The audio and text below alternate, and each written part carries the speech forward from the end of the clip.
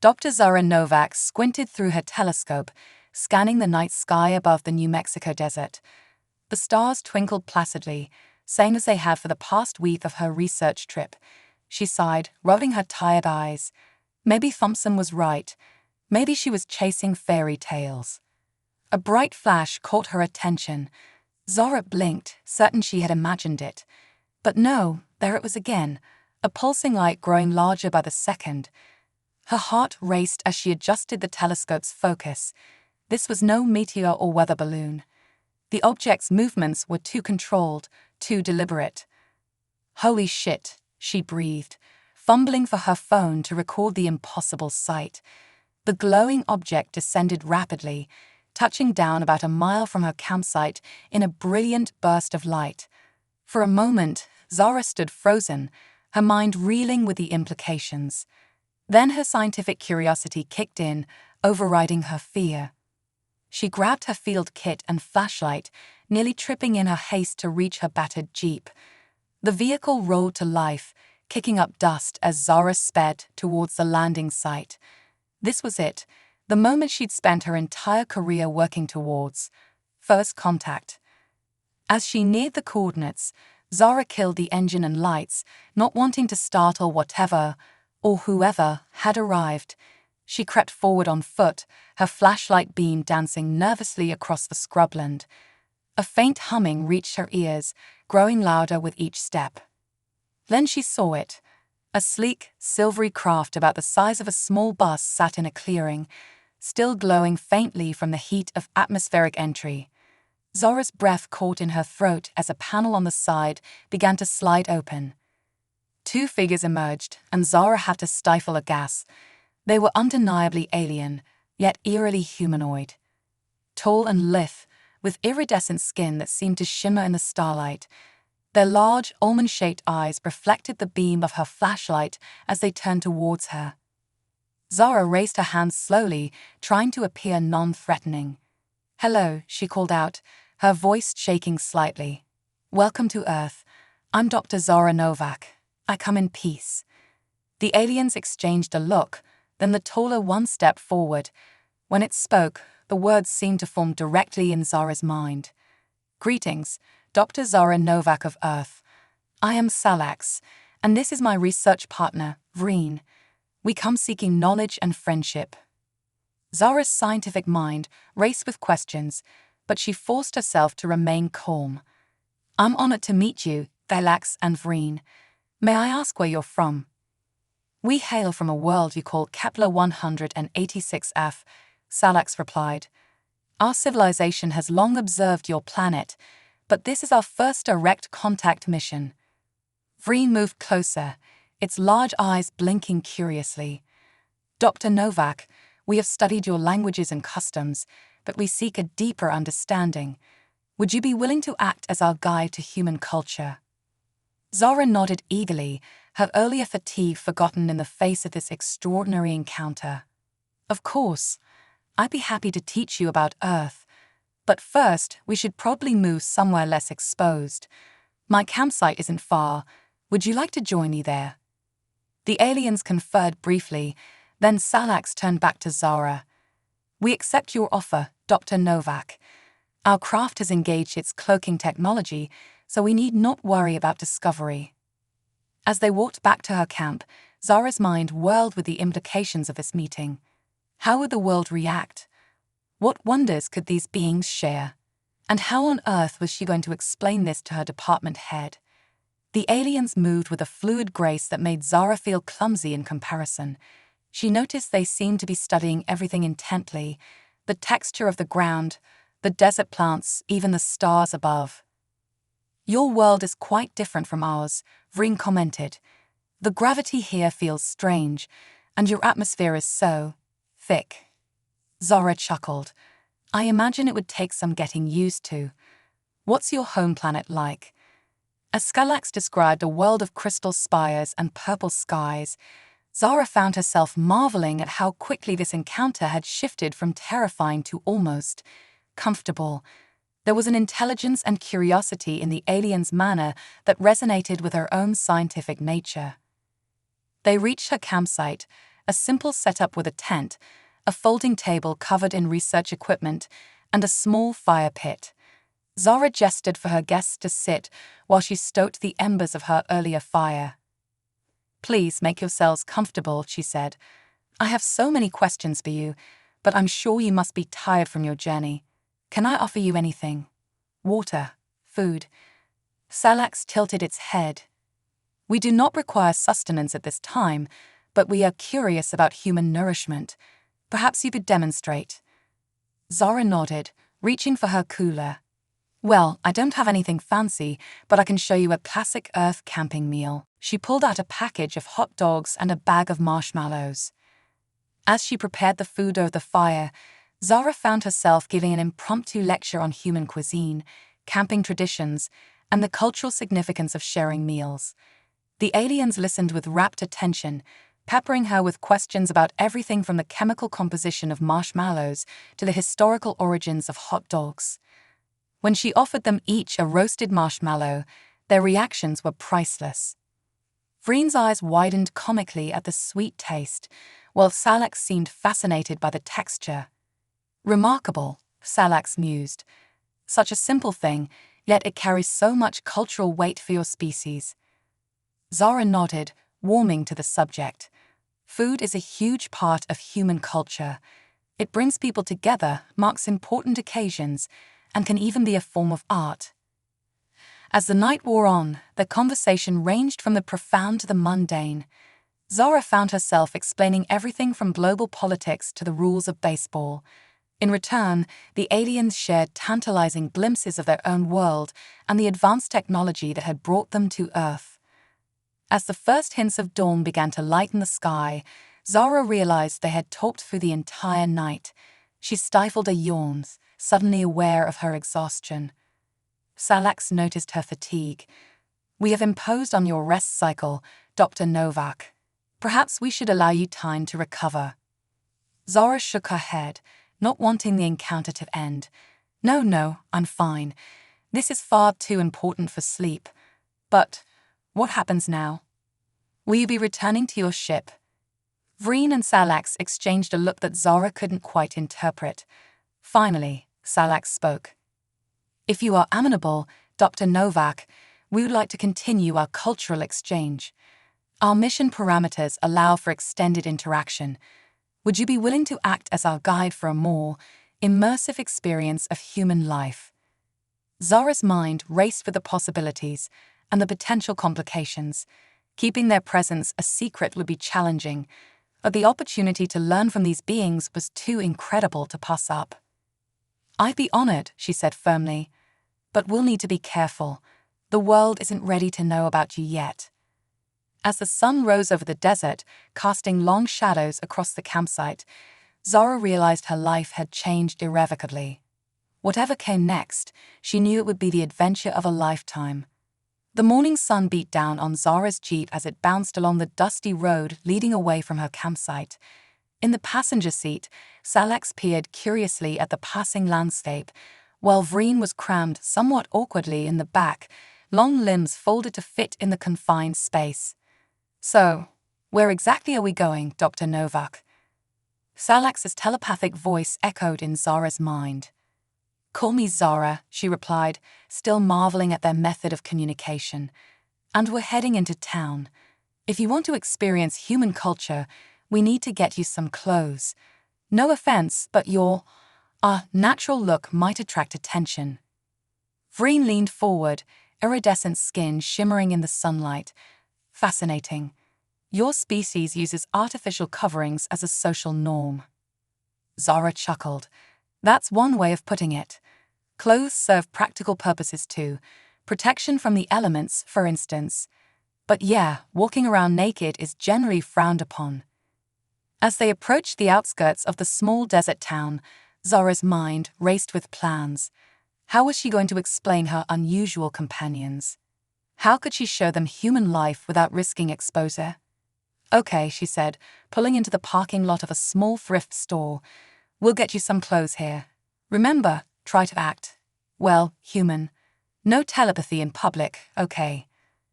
The aliens nodded sullenly, and Zara couldn't help but smile at their earnest expressions. This was going to be interesting. Inside the store, Zara helped her new friends navigate the bewildering world of human fashion. Salax seemed drawn to bright colors, while Vreen preferred more subdued tones. Their long, slender frames made finding the right sizes a challenge, but eventually, they emerged from the dressing rooms looking passably human, if perhaps a bit eccentrically dressed. "How do we appear?" Salax asked, twirling in a flowing floral dress and oversized sun hat. Zara gave a thumbs up. "You look great.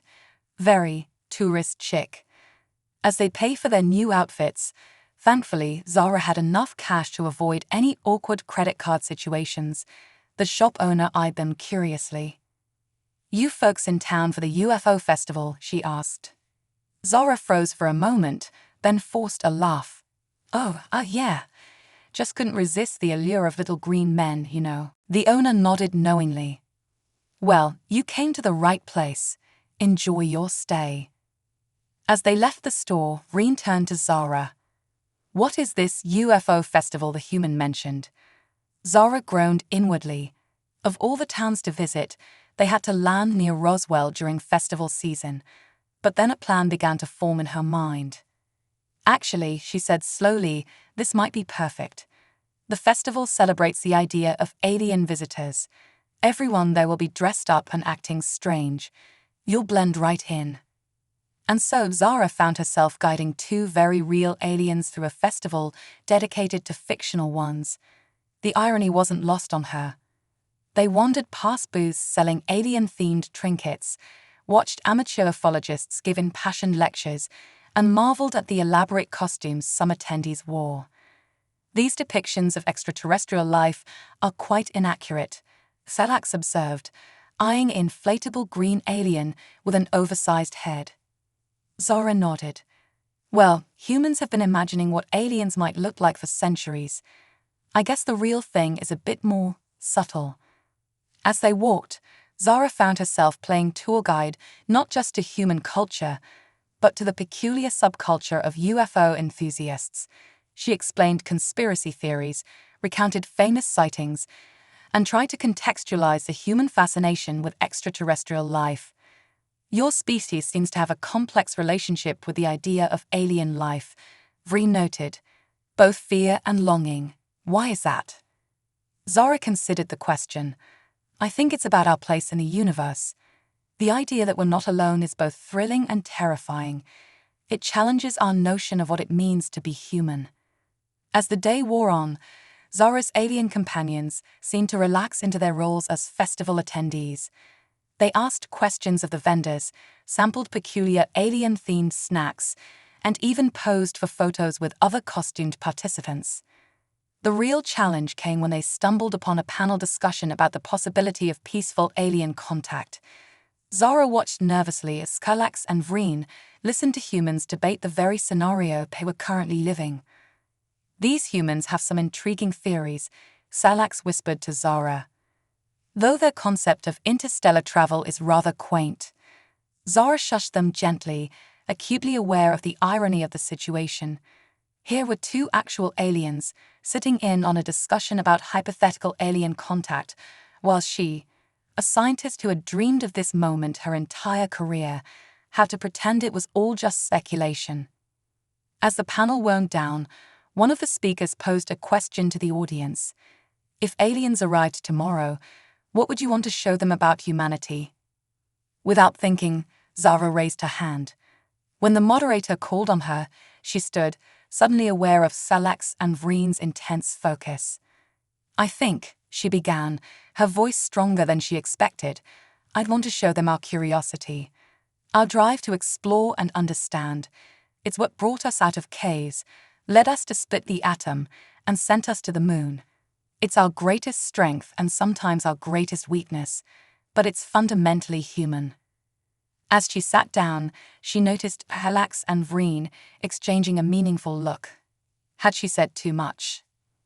As they left the festival grounds, the aliens were uncharacteristically quiet. Zara's nerves jangled. Had she blown their cover somehow? Finally, as they reached the jeep, Salax spoke. Zara, your words at the panel. They've given us much to consider. We came here to study humans, but perhaps we underestimated you. Vreen nodded in agreement. Your species is younger than ours, yes, but your potential is remarkable. We may need to reassess the parameters of our mission. Zara's heart raced. What do you mean? Salax's large eyes seemed to bore into her. It means, Dr. Zara Novak, that our cultural exchange may be more significant than we initially believed. We have much to learn from each other. As they drove back towards the campsite, the New Mexico sunset painting the sky in brilliant oranges and purples, Zara felt a profound sense of possibility. This wasn't just first contact, it was the beginning of something much bigger. What that something was, she couldn't yet say. But as she glanced at her alien companions, their borrowed clothes unable to fully hide their otherworldly nature, she knew that the adventure was only just beginning. As the jeep pulled into Zara's campsite, the twilight sky was ablaze with stars. Salax and Vreen gazed upward, their large eyes reflecting the celestial display. Your planet's atmosphere creates such interesting visual effects, Vreen remarked. On our world, the sky is always a deep purple. Zara smiled, still amazed by every new detail they shared about their home. I'd love to see that someday, but for now, how about we have some dinner? I'm starving after all that walking around the festival. She rummaged through her cooler, pulling out ingredients. How about I introduce you to another Earth classic, hamburgers? The aliens watched with fascination as Zara prepared the meal, peppering her with questions about the origins of each ingredient and the cultural significance of grilling out.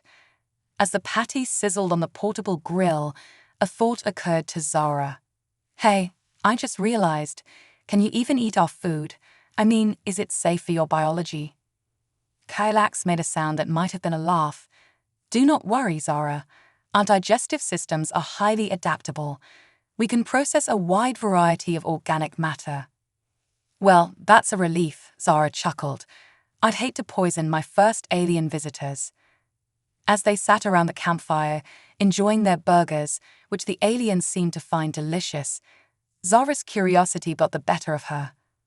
So, I've been wondering, why did you choose to make contact now? And why me? Xalax and Vreen exchanged one of their inscrutable looks before Xalax answered. Our people have been observing Earth for many of your centuries. We've seen your species progress from primitive tool use to space exploration in a remarkably short time. It was decided that the time was right for a more direct study. Vreen continued, as for why you, Dr. Novak, your work in astrobiology caught our attention. Your theories about potential forms of extraterrestrial life were surprisingly accurate. Zara felt a flush of pride at the compliment. Wow, thank you. I always hoped I was on the right track, but to hear that from actual aliens is pretty amazing. The conversation flowed easily as the night wore on. Zara found herself sharing stories from her childhood, her journey into science, and her dreams of discovering alien life. In return, Salax and Vreen offered tantalizing glimpses of their world, a planet of vast purple oceans and floating cities, where art and science were one and the same. As the fire died down to embers, Zara stifled a yawn. The events of the past 2 days were finally catching up with her. I hate to be a bad host, but I'm about to fall asleep sitting up. Do you guys need to sleep? Or, enter a rest state or something? We can enter a regenerative trance, Vreen explained. It serves a similar function to your sleep. Great, Zara nodded. I've got a spare tent you can use. Let me just set it up for you. As she showed them how to zip and unzip the tent, a sudden thought struck her. Oh, do you too? I mean, should I set up separate sleeping areas, or?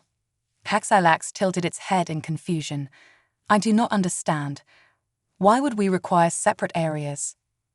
Zara felt her face grow hot. Well, I just wasn't sure if you two were, a couple, romantically involved. There was a moment of silence, and then both aliens burst into a trilling sound that Zara realized must be laughter. "Oh, Zora," Salax said, amusement clear in its telepathic voice. "I believe you've made a cultural assumption.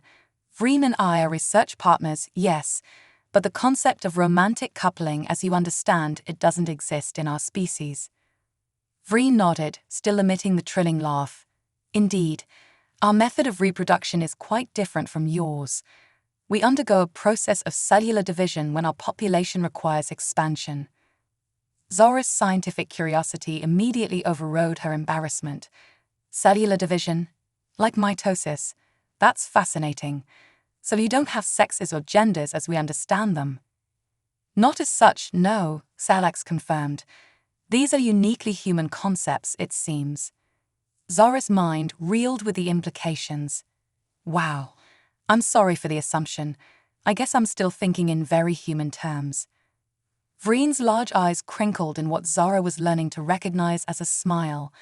"Do not apologize, Zora. These misunderstandings are precisely why cultural exchange is so valuable. We learn from each other." As Zora settled into her own tent that night, her mind buzzed with new questions.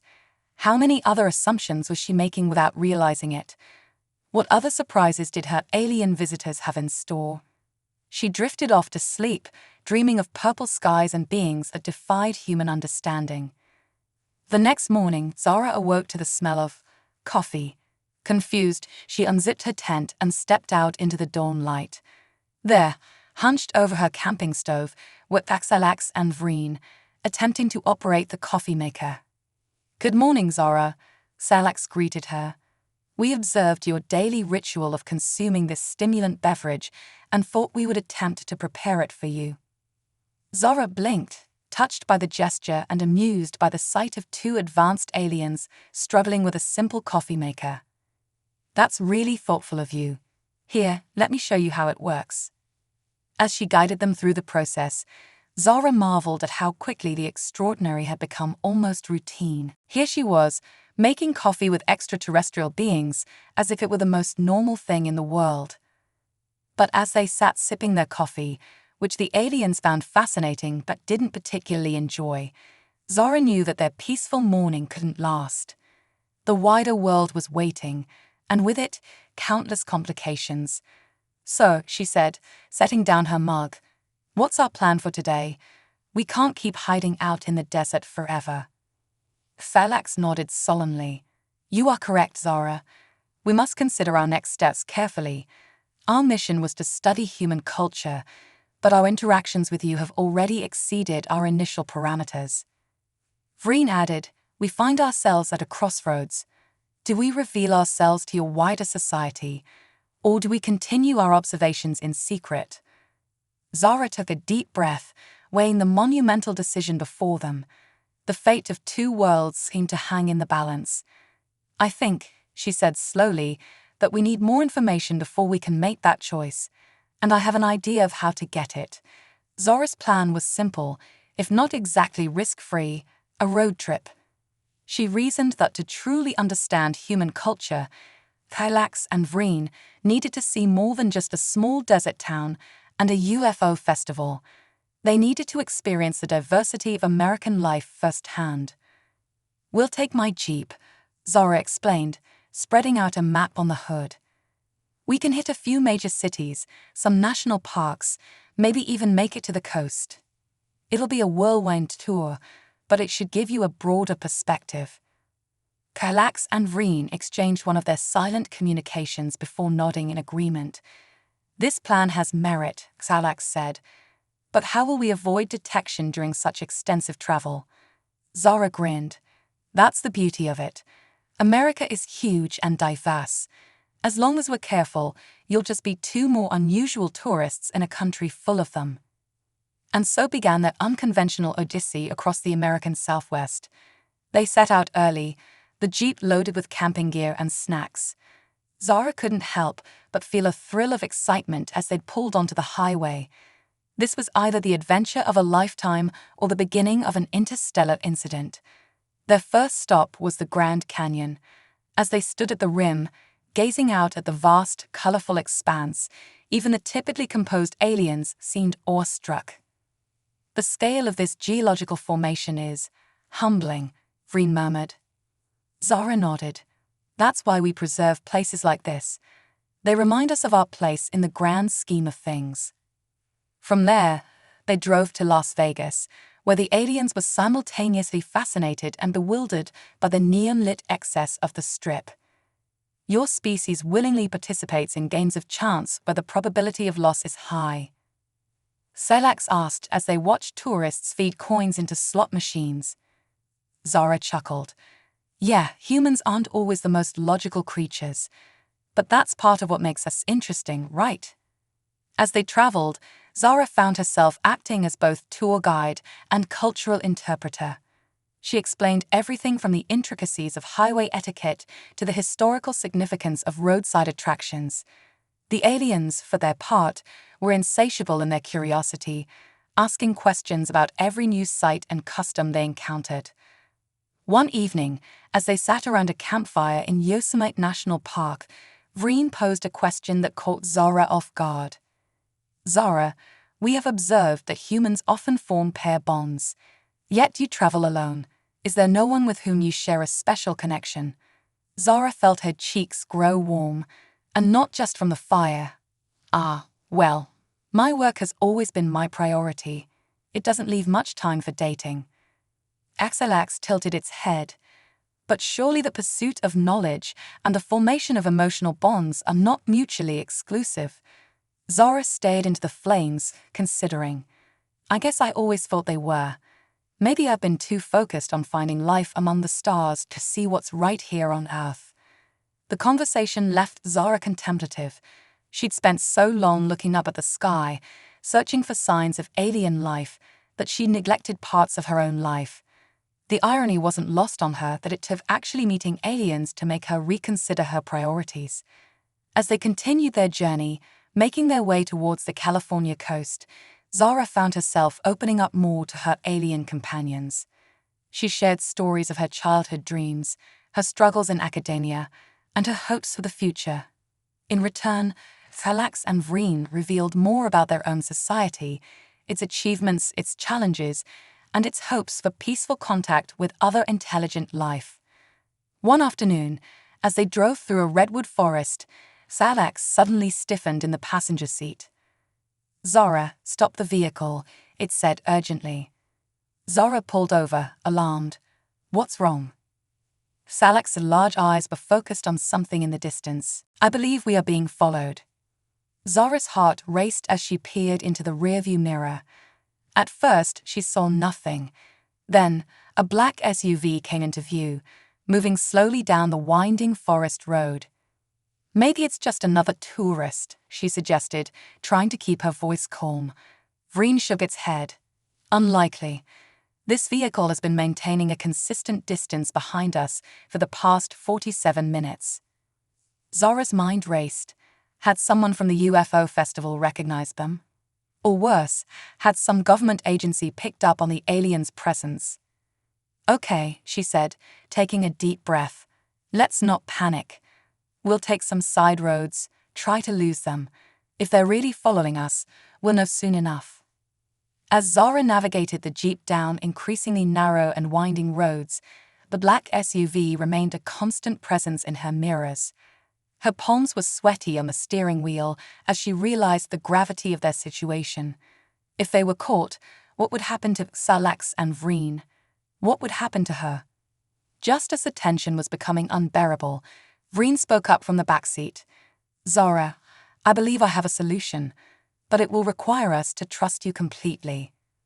Zara glanced at the alien in her rearview mirror. What do you mean? Thalax nodded solemnly. Vreen is correct. We have technology that could extricate us from this situation, but using it would mean revealing capabilities we had not intended to share at this stage. Zara's mind reeled with the implications, but as she checked her mirrors again and saw the SUV gaining ground, she knew they were out of options. Do it, she said firmly. Whatever it is, I trust you. Vreen reached into a hidden pocket of its human clothing and pulled out a small, silvery device. As it activated it, the air around the Jeep began to shimmer and distort. Drive normally, Thalax instructed. We are now invisible to both visual and electronic detection. Zora's jaw dropped, but she kept her hands steady on the wheel. As they rounded a bend, she saw the black SUV pull over, its occupants looking confused. They had escaped, but Zora knew that their adventure had just taken a turn into even more uncharted territory. As they continued down the forest road, now invisible to the world, she wondered what other secrets her alien friends were keeping, and what challenges lay ahead on their extraordinary journey. The California coast stretched out before them, a striking contrast of deep blue ocean and rugged cliffs. Under normal circumstances, Zara would have been awestruck by the view. But as she pulled the Jeep into a secluded turnout, her mind was racing with questions about what had just transpired. "Okay," she said, turning to face her alien companions. "I think it's time we had a talk about what exactly is going on here." Thalax and Vreen exchanged a look that Zara had come to recognize as a silent form of communication. Finally, Thalax spoke. "You are correct, Zara. We owe you an explanation. Our mission here is more complex than we initially revealed." Vreen nodded, adding, "Our people have been monitoring Earth for far longer than you might imagine. We've watched your species progress, but also teeter on the brink of self-destruction multiple times." Zora's scientific mind was in overdrive. So all those UFO sightings over the years, some of them were real? It was you. "Not us specifically," Thalax clarified. "But yes, our people have been observing more closely in recent decades. Your rapid technological advancement has been both impressive and concerning." "Concerning how?" Zora asked, a knot forming in her stomach. Vreen's large eyes seemed to darken. "Your species is on the cusp of several breakthroughs that could catapult you into the galactic community. But you're also dangerously close to self-annihilation. Our mission was to assess whether humanity is ready for official first contact." The weight of this revelation hit Zara like a physical force. Her mind reeled with the implications. "And what's your assessment?" Before either alien could respond, a piercing alarm erupted from the device Vreen had used to cloak them earlier. Both aliens stiffened, that iridescent skin pulsing with what Zara could only assume was anxiety. "What is it? What's wrong?" she asked, her own worry mounting. Thalax's voice was grim.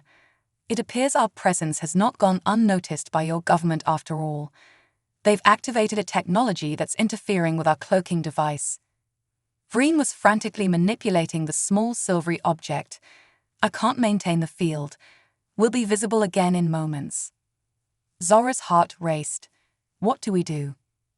"We must reach our ship," Thalax said firmly. "It's our only chance to avoid capture." "But it's back in New Mexico," Zora protested. "We'll never make it in time." A small smile played at the corners of Vreen's mouth. Who said the ship was still in New Mexico? Before Zora could process this, the cloaking field flickered and died. In the distance, she could hear the thrum of helicopter blades. "Drive," Thalax commanded. "Head north along the coast. We'll guide you." Zora didn't need to be told twice. She gummed the engine, sending the Jeep hurtling down the coastal highway.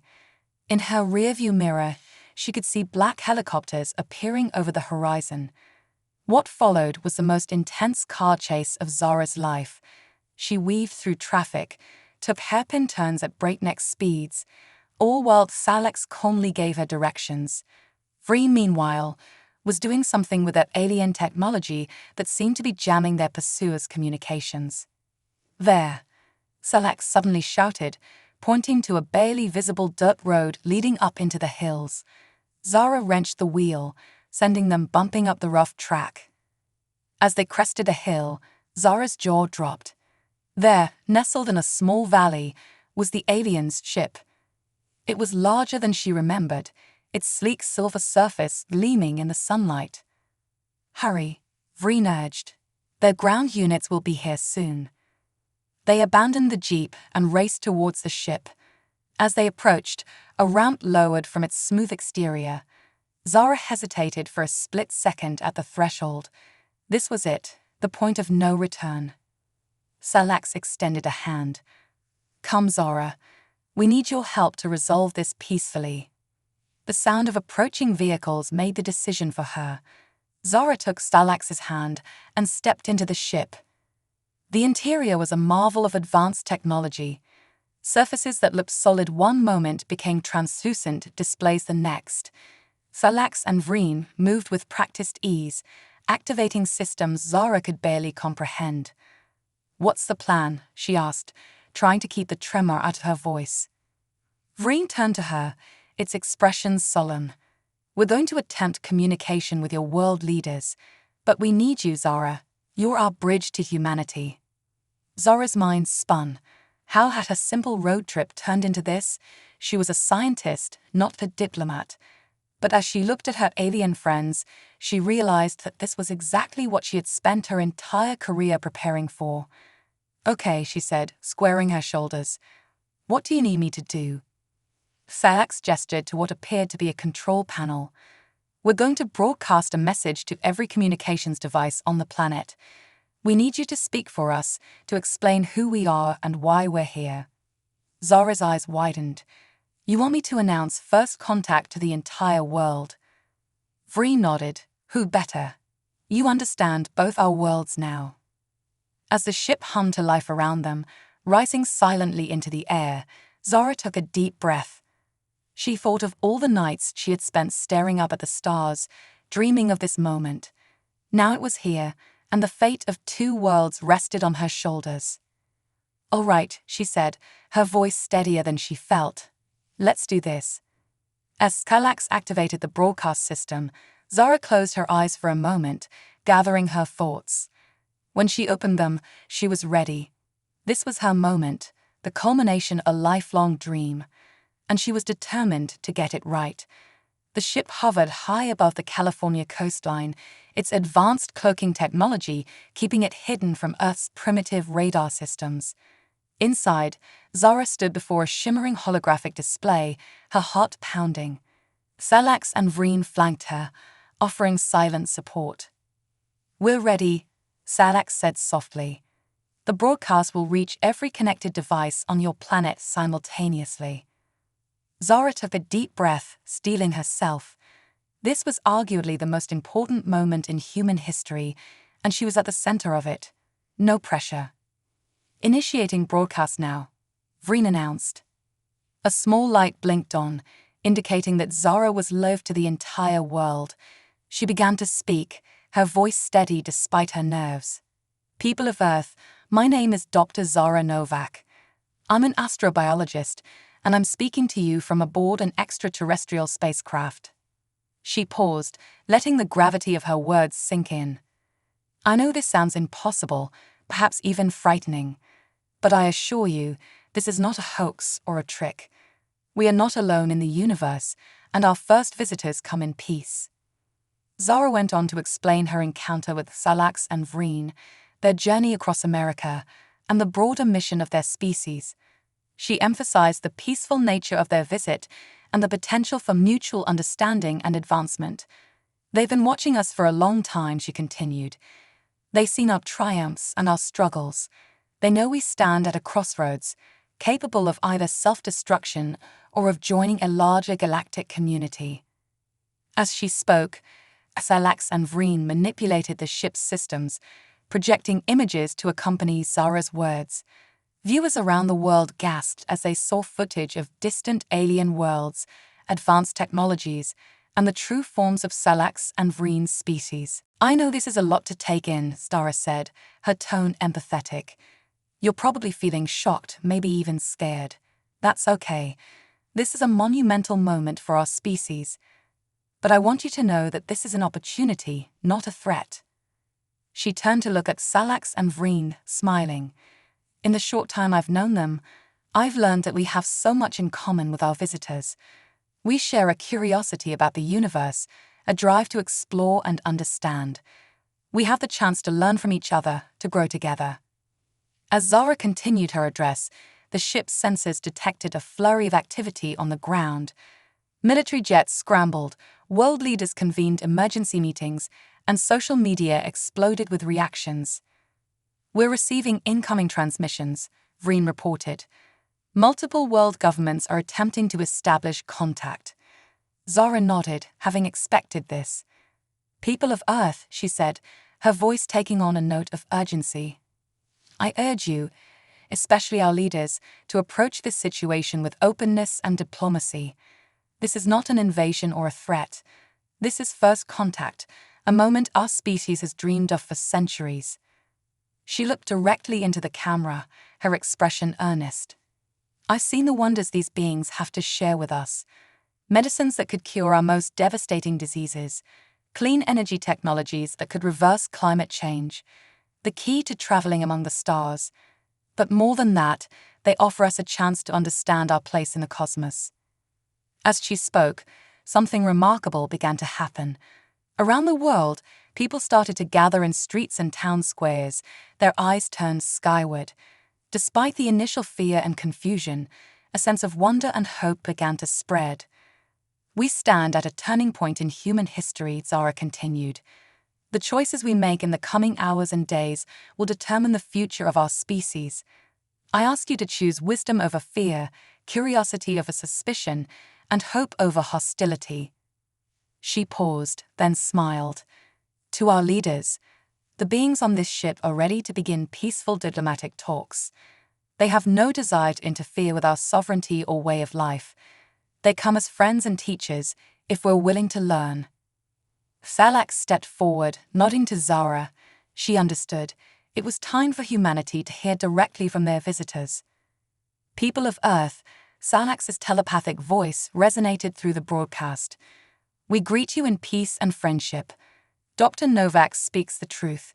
We have watched your species grow and evolve, and we believe you are ready to take your place among the stars. We offer you our hand in fellowship. The choice to accept it is yours. As Thallax spoke, Vreen manipulated the ship's controls, slowly decloaking the vessel.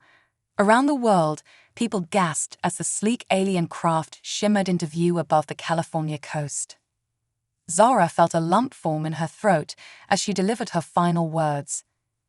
This is the moment we've been waiting for, the answer to the question we've been asking since we first looked up at the stars. Are we alone?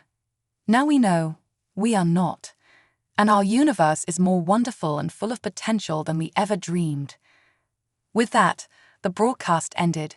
For a moment, there was silence in the ship. Then Vreen's console lit up with incoming transmissions. It appears, Vreen said, a note of awe in its voice, that the majority of your world's governments are requesting peaceful talks. Zara let out a breath she hadn't realized she'd been holding. She turned to Thallax and Vreen, tears of joy and relief shining in her eyes. We did it, she whispered. This is really happening. Thallax placed a hand on her shoulder, its touch conveying warmth and gratitude. No, Zara, you did it. You have given your species a chance at a new future. As the ship began its descent towards a designated meeting point, Zara looked out at the Earth below.